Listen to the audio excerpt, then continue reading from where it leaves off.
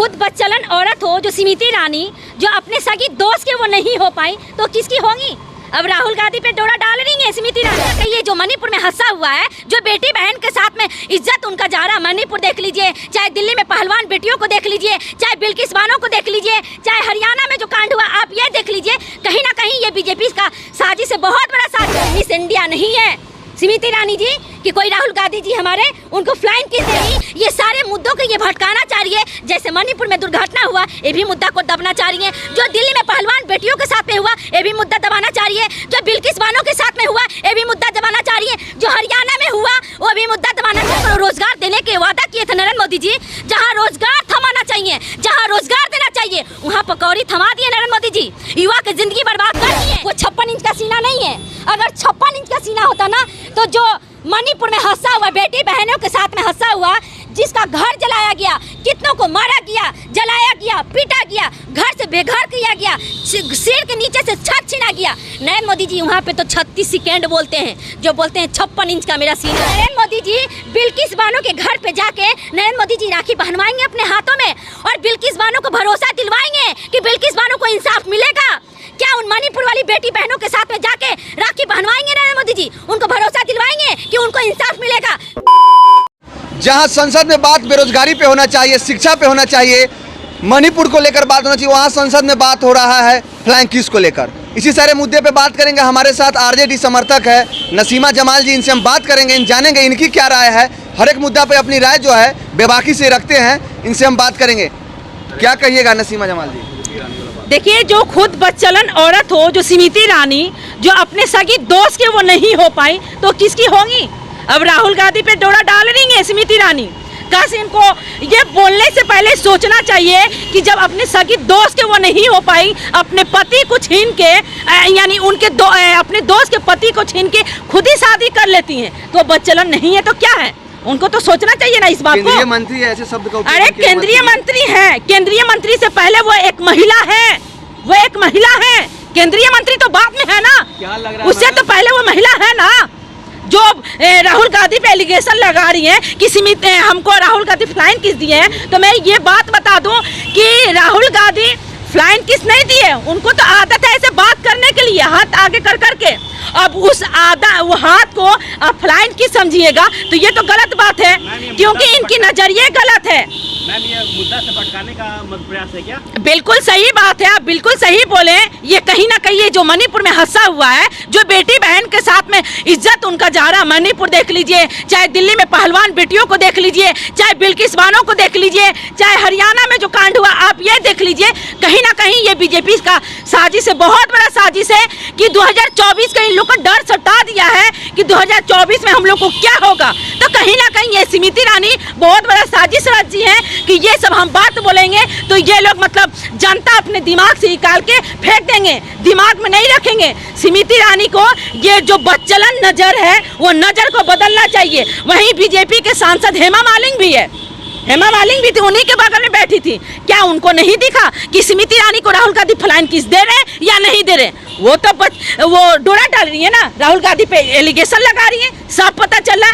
कोई miss India नहीं है स्मृति ईरानी जी कि कोई राहुल गांधी जी हमारे उनको फ्लाइंग किस देंगे। अगर मिस इंडिया भी होती ना, तो राहुल गांधी क्यों उनको जाएंगे, क्यों जाएंगे फ्लाइंग किस देने के लिए? साफ दिख रहा है कि राहुल गांधी फ्लाइंग किस दे रहे हैं। एक बात बताएं, स्मृति ईरानी को कहीं बोलने से पहले सोच लेना चाहिए कि उनका उम्र क्या है और राहुल गांधी का उम्र क्या है। वो ठहरी 65 साल के और ये ठहरे 52 साल के, तो जमीन आसमान के तो अंतर है नहीं। वो कहाँ आंटी और ये कहाँ बेटा के नजर में, तो कहीं ना कहीं सोच समझ के बोलना चाहिए।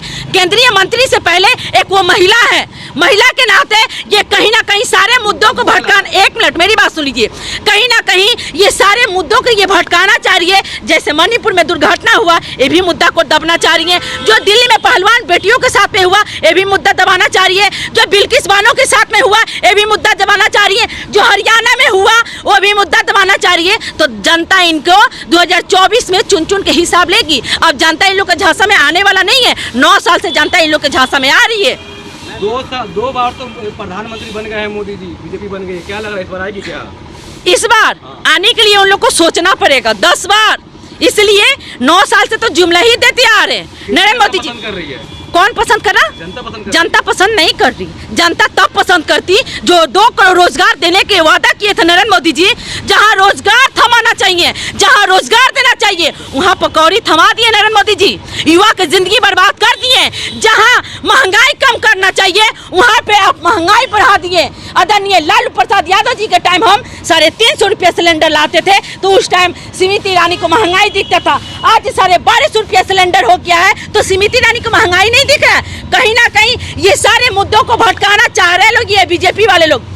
अरे ये फकीर कहते कहते ट्रेन बेच दिए, प्लेन बेच दिए, LIC बेच दिए, बिजली बेच दिए, महंगाई बढ़ा दिए, खाने वाले पे GST लगा दिए, बेरोजगारी ला दिए, भ्रष्टाचार ला दिए। तो कहीं ना कहीं ये स्मृति ईरानी ये साजिश कर रही है कि सारे मुद्दों को हम लोग दबा देंगे। ये फलाइन किस बात लाकर, तो ये जनता बेवकूफ बनने वाला नहीं है। जनता इनकी बात एक एक हिसाब करेगी 2024 में। मोदी ने जी।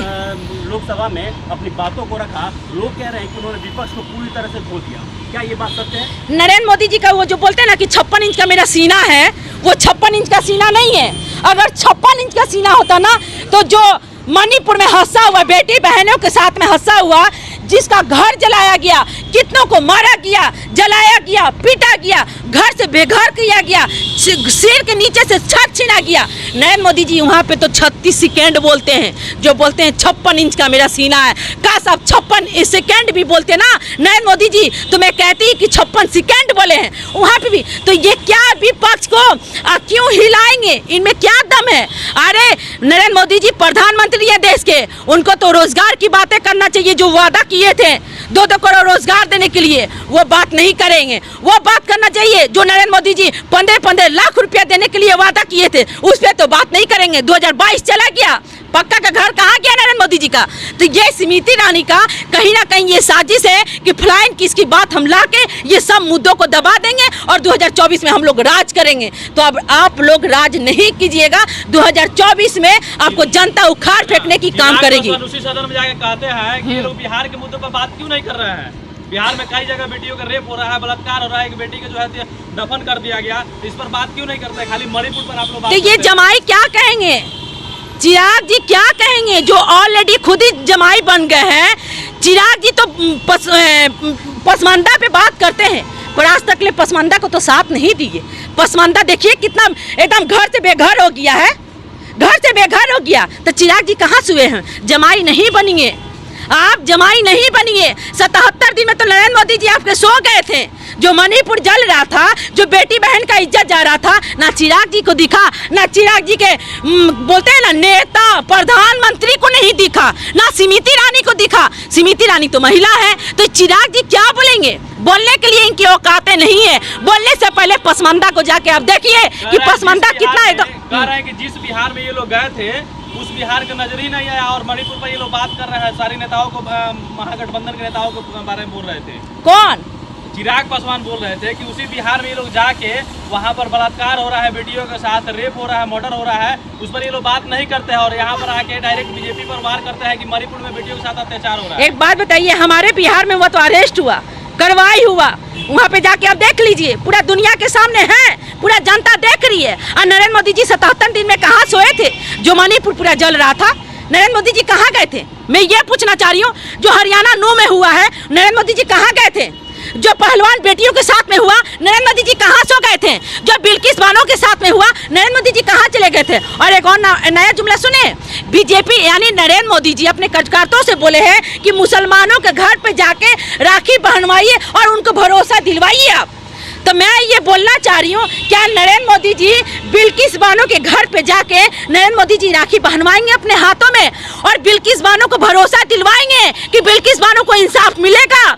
क्या उन मणिपुर वाली बेटी बहनों के साथ में जाके राखी पहनवाएंगे नरेंद्र मोदी जी? उनको भरोसा दिलवाएंगे कि उनको इंसाफ मिलेगा? जो दिल्ली में पहलवान बेटियों अपने इज्जत की मांग करती रही, इंसाफ की मांग करती रही, क्या उनसे अपने कलाई में नरेंद्र मोदी जी राखी पहनवाएंगे? क्या भरोसा दिलवाएंगे क्या कि उनको इंसाफ मिलेगा? जो हरियाणा 9 में हुआ, क्या उनकी बीवी बेटी बहनों से जाके नरेंद्र मोदी जी अपने कलाई में राखी पहनवाएंगे, भरोसा दिलवाएंगे कि उनको इंसाफ मिलेगा? 56 इंच का सीना में दम नहीं है, दम नहीं रहा, तभी तो 2024 का इन लोग को डर सता दिया है। तभी तो नया जुमला ला दिए स्मृति ईरानी जो मिस इंडिया है, राहुल गांधी उनको फ्लाइंग किस देंगे। शर्म आना चाहिए स्मृति ईरानी को जो महिला का मुद्दा पे खड़ा नहीं होती है, और सदन में चिल्लाना चाहिए महिला की इज्जत के लिए, और वो फ्लाइंग किसके लिए चिल्लाती हैं? क्या वो खूबसूरत है?